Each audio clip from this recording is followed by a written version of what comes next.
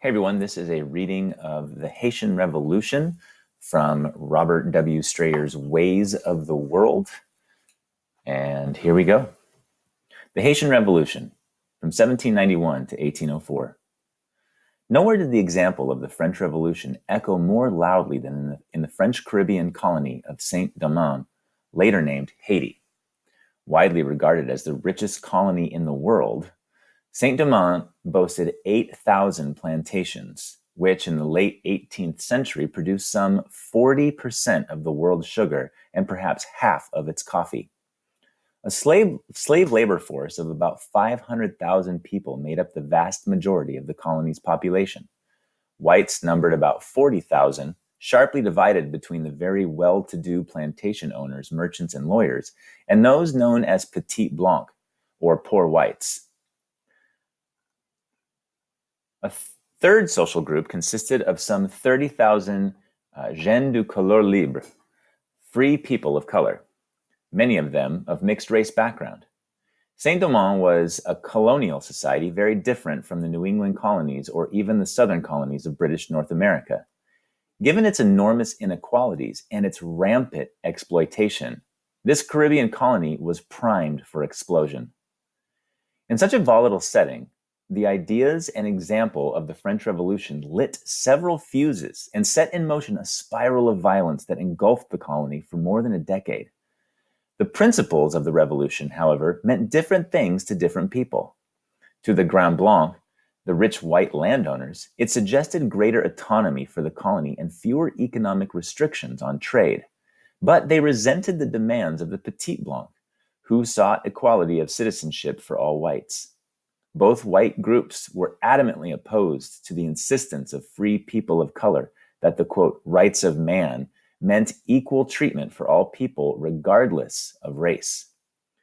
To the slaves, the promise of the French Revolution was a personal freedom that threatened the entire slave labor system. In a massive revolt beginning in 1791, triggered by rumors that the French king had already declared an end to slavery, slaves burned 1,000 plantations and killed hundreds of whites as well as mixed-race people. Soon, warring factions of slaves, whites, and free people of color battled one another. Spanish and British forces, seeking to enlarge their own empires at the expense of the French, only added to the turmoil. Amid the confusion, brutality, and massacres of the 1790s, power gravitated toward the slaves, now led by the astute Toussaint Louverture, himself a former slave. He and his successor overcame internal resistance, outmaneuvered the foreign powers, and even defeated an attempt by Napoleon to reestablish French control. When the dust settled in the early years of the 19th century, it was clear that something remarkable and unprecedented had taken place, a revolution unique in the Atlantic world and in world history. Socially, the last had become first. In the only completely successful slave revolt in recorded history, the lowest order of the society, slaves, became equal, free, and independent citizens. Politically, they had thrown off French colonial rule, becoming the second independent republic in the Americas and the first non-European state to emerge from Western colonialism. They renamed their country Haiti, a term meaning mountainous or rugged in the language of the original Taino people. It was a symbolic break with Europe and represented an effort to connect with the long-deceased native inhabitants of the land. Some, in fact, refer to themselves as Incas.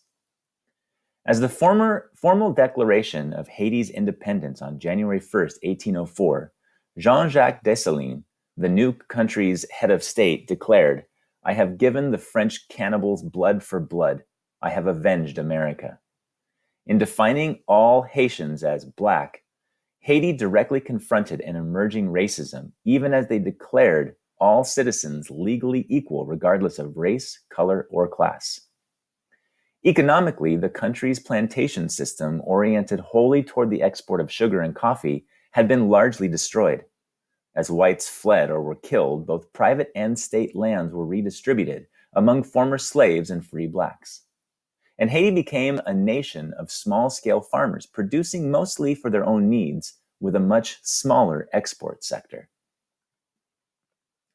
The destructiveness of the Haitian Revolution, its bitter internal divisions of race and class, and continuing external opposition contributed much to Haiti's abiding poverty, as well as to its authoritarian and unstable politics.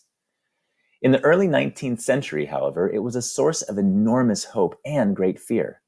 Within the weeks of the Haitian slave uprising in 1791, Jamaican slaves had composed songs in its honor. And it was not long before slave owners in the Caribbean and North America observed a new insolence in their own slaves. Certainly, its example inspired other slave rebellions, gave a boost to the dawning abolitionist movement, and had been a source of pride for people of African descent ever since. To whites throughout the hemisphere, the cautionary saying, "Remember Haiti," reflected a sense of horror at what had occurred there and a determination not to allow political change to reproduce that fearful outcome again. Particularly in Latin America, it injected a deep caution and social conservatism in the elites that led their countries to independence in the early 19th century. Ironically, though, the Haitian Revolution also led to a temporary expansion of slavery elsewhere. Cuban plantations and their slave workers considerably increased their production of sugar, as that of Haiti declined. Moreover, Napoleon's defeat in Haiti persuaded him to sell to the United States the French territories known as the Louisiana Purchase, from which a number of slave states were carved out. In such contradictory ways did the echoes of the Haitian Revolution reverberate in the Atlantic world.